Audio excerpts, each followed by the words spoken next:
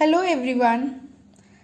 In last video of chapter 5, I have explained organizational structure, span of management. Now today I am going to explain you the difference between the narrow span of management and wider span of management.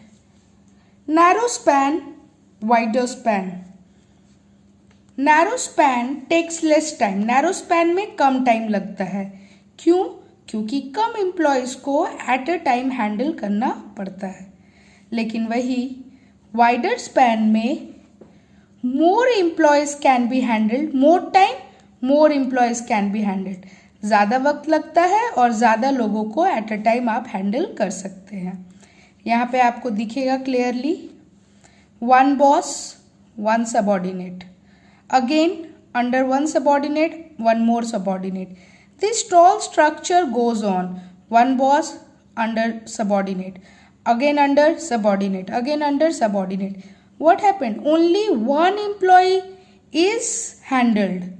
But in wider span, one boss, 5 to 6 subordinates. फिर एक subordinate के नीचे फिर 5-6 subordinate, फिर एक के नीचे 5-6. इसी तरीके से ये फैलते जाता है, इसीलिए ये फ्लैट स्ट्रक्चर है. नैरो स्पैन को टॉल स्ट्रक्चर कहा जाता है और वाइडर स्पैन को फ्लैट स्ट्रक्चर कहा जाता है. The span of control depends upon.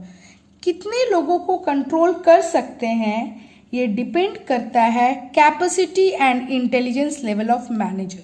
Manager अगर इंटेलिजेंट है, कैपेबल है, तो वो ज़्यादा लोगों को मैनेज कर सकता है. और the trust of manager in their employees. और मैनेजर कितने लोगों को ट्रस्ट करता है. जैसे यहाँ पे एक मैनेजर 10 लोगों को ट्रस्ट करता है, सारे लोगों को ट्रस्ट करता है, तो वो सारे को अपना अथॉरिटी देगा, सारे लोगों को मैनेज कर सकेगा. लेकिन ये बॉस सबको नहीं ट्रस्ट कर सकता है, ये एक को ट्रस्ट करता है, फिर ये एक को ट्रस्ट करता है. इसीलिए यहाँ पे टॉल स्ट्रक्चर क्रिएट हो रहा है और यहाँ पे फ्लैट स्ट्रक्चर क्रिएट हो रहा है. इससे आपका 1 मार्क्स का क्वेश्चन रहता है. Now one main topic is next topic and the main topic types of organizational structure. Organizational structure का टाइप्स. ऑर्गेनाइजेशनल स्ट्रक्चर का 2 टाइप है, that is functional structure and divisional structure. Functional structure, एक company ये दोनों structure में से किसी एक स्ट्रक्चर को फॉलो कर सकता है, लेकिन डिपेंड करता है वो कंपनी कैसा है. If the company is small producing one product, अगर वो कंपनी छोटा है या फिर वो कंपनी सिर्फ एक तरह का प्रोडक्ट ही सेल करता है, बड़ी कंपनी भी हो लेकिन सिर्फ वन प्रोडक्ट वो प्रोड्यूस करता है, सिर्फ एक प्रोडक्ट के साथ डील करता है, तो वो फंक्शनल स्ट्रक्चर अडॉप्ट करेगा अपने ऑर्गेनाइजेशन के लिए. लेकिन वही कंपनी अगर बड़ी है या फिर producing more than one product, एक प्रोडक्ट से ज़्यादा वो प्रोड्यूस कर रही है, तो वो अपने कंपनी को डिविजनल स्ट्रक्चर में डिवाइड करेगा. ये है फंक्शनल स्ट्रक्चर. और डिविजनल स्ट्रक्चर क्या है? आप अपने कंपनी को किस फ्रेमवर्क में किस तरह से डिवाइड करेंगे. मेन है किस तरह से आप अपने कंपनी को डिवाइड करेंगे. अगर आपकी कंपनी सिर्फ एक प्रोडक्ट बनाती है, फॉर एग्जाम्पल फर्नीचर, तो वो फंक्शनल स्ट्रक्चर अडॉप्ट करेगी. लेकिन आपकी कंपनी फर्नीचर भी बनाती है, क्लॉथ्स भी प्रोड्यूस करती है, मेडिसिन्स भी प्रोड्यूस करती है, इलेक्ट्रॉनिक गैजेट्स भी प्रोड्यूस करती है, मतलब बहुत सारा प्रोडक्शन का होता है, बहुत तरह का आइटम का प्रोडक्शन होता है, तो वो डिविजनल स्ट्रक्चर को फॉलो करना पसंद करेगी. Now functional structure. Functional structure में मान लीजिए ये फर्नीचर का शॉप है, फर्नीचर शॉप के जनरल मैनेजर.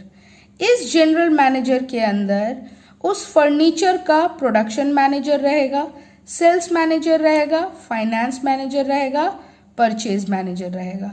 क्या करेगा प्रोडक्शन मैनेजर? फर्नीचर प्रोड्यूस करेगा, फर्नीचर को सेल्स करेगा, फर्नीचर से जो पैसा आएगा बेच के उसको मैनेज करेगा और रॉ मटेरियल्स खरीदेगा, लकड़ी खरीदेगा। मतलब ये सारा काम किससे रिलेटेड है? एक प्रोडक्ट से, लेकिन सबका काम अलग अलग है। प्रोडक्शन एक काम, उसको अलग डिपार्टमेंट कर दिए। सेल्स एक काम, सेल्स को अलग डिपार्टमेंट कर दिए। फाइनेंस अनदर वर्क, फाइनेंस को एक department. Purchasing of raw materials another work, purchasing को अलग डिपार्टमेंट डाल दिए। Definition: when the activities or jobs are grouped keeping in mind the functions of the other department, functions of the department is called functional structure। जब आप काम या activities और job को ग्रुप करते हैं, कीपिंग इन माइंड, लेकिन दिमाग में ये रख के, the functions of the department, function उनका स्पेशल काम क्या है, उस फंक्शन को देख के आप डिपार्टमेंट बनाते हैं या ग्रुप करते हैं, तो उसको कहा जाता है फंक्शनल स्ट्रक्चर। ये फंक्शनल स्ट्रक्चर को अडॉप्ट करने से क्या बेनिफिट मिलता है, क्या एडवांटेजेस है? Number 1, occupational specialization. Occupational means काम में स्पेशलाइजेशन मिलता है। क्या होता है फंक्शनल स्ट्रक्चर में? लोगों को जिसको प्रोडक्शन से रिलेटेड काम आता है उसको प्रोडक्शन में डाला जाता है, जिसको सेल्स से रिलेटेड काम आता है उसको सेल्स में डाला जाता है। मतलब सबका काम अलग अलग डिवाइड करके उनको उस काम में डाल दिया जाता है। अब वो उस काम को डेली करते हैं अपने ऑफिस आवर्स में, और जब वो एक ही काम को डेली करते हैं तो उनके अपने ऑक्यूपेशन में स्पेशलाइजेशन मिल जाता है। Promotes efficiency as similar jobs are performed regularly and they become specialized। वो एक ही जैसा काम डेली करते हैं इसीलिए वो स्पेशलाइज्ड होते हैं।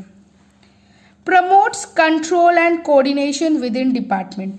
डिपार्टमेंट में अच्छा कंट्रोल और कोऑर्डिनेशन रहता है। कैसे? क्योंकि आपने डिपार्टमेंट्स को डिवाइड कर दिया। अब उस डिपार्टमेंट का हेड अपने डिपार्टमेंट को अच्छे से मैनेज करेगा, अच्छे से कंट्रोल करेगा। Due to departmentalization the department head easily control and coordinate their department. वो आराम से अपने डिपार्टमेंट को कोऑर्डिनेट एंड कंट्रोल कर लेते हैं। Increase managerial and operational efficiency. Manager का एफिशिएंसी इंप्रूव होता है, इंक्रीज होता है। Why? Because all the works are divided, all the functions are divided in another department. Production is one function, तो production manager अपना काम को ही देखेगा, सिर्फ प्रोडक्शन से रिलेटेड सारा काम देखेगा, तो उसका जो उसमें एफिशिएंसी है, उसका काम करने का जो क्षमता है वो धीरे धीरे इंक्रीज करेगा। Easy and effective training. Training देना भी आसान हो जाता है। क्यों? वर्कर आएंगे। अब वर्कर, मान लो कोई एम्प्लॉय आया न्यू जॉब के लिए, उससे पूछा जाएगा वो किस काम में एक्सपीरियंस है, वो बोलेंगे वो सेल्स में एक्सपीरियंस है या सेल्स से रिलेटेड वो काम करना, वो सेल्स से MBA किए हैं, तो हम उनको सेल्स डिपार्टमेंट में डालेंगे और किस चीज का ट्रेनिंग देंगे? सिर्फ और सिर्फ सेल्स का देंगे। मतलब हम इजीली उनको ट्रेनिंग प्रोवाइड कर सकते हैं। कोई प्रोडक्शन से रिलेटेड आया तो उनको प्रोडक्शन का रिलेटेड देंगे। As particular functions are trained, उन्हें पर्टिकुलर जिसमें वो आए हैं उसी फंक्शन को ट्रेंड किया जाता है एज पर रिक्वायरमेंट, इसीलिए इफेक्टिव ट्रेनिंग होता है।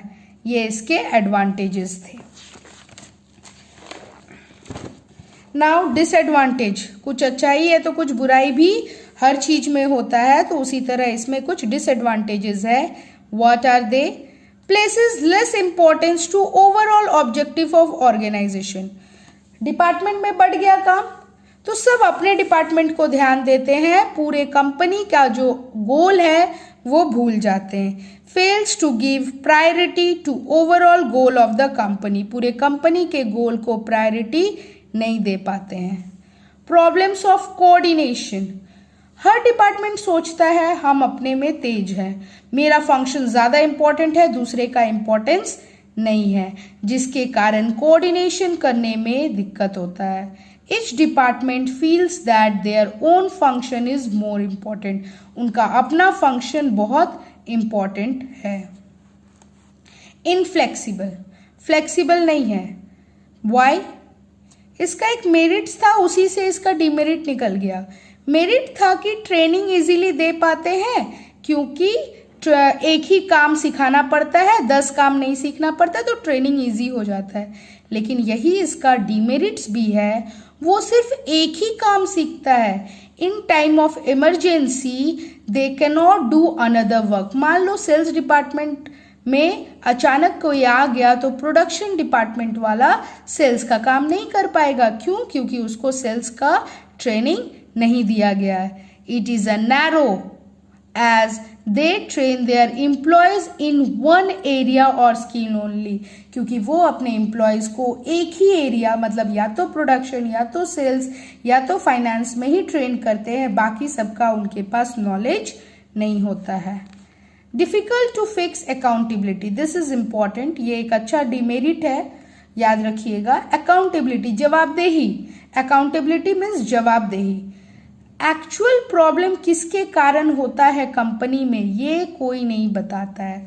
मान लो मैनेजर टारगेट किया कि इस बार मुझे 20% प्रॉफिट चाहिए, लेकिन ये प्रॉफिट लास्ट में जाके नहीं हुआ, तो मैनेजर क्लेम करेगा कि क्यों नहीं हुआ, तो प्रोडक्शन बोलेगा सेल्स के कारण नहीं हुआ, सेल्स वाला बोलेगा परचेज रॉ मटेरियल्स अच्छा नहीं खरीदाया, मतलब सब एक दूसरे पे ब्लेम करेगा। इसीलिए पता नहीं चलता है कि किसके कारण मेन प्रॉब्लम हुआ और प्रॉफिट नहीं हुआ। Difficult to fix accountability. All departments are interrelated, सब एक दूसरे से जुड़े हुए हैं। And if company fails to achieve, और कंपनी अचीव करने में, टारगेट गोल अचीव करने में लैप्स करती है, फेल करती है, then each department blames other department, तो हर डिपार्टमेंट दूसरे डिपार्टमेंट को ब्लेम करता है, जिससे एक्चुअल कौन गलत है पता नहीं चलता है। Now again divisional structure I will explain in next video.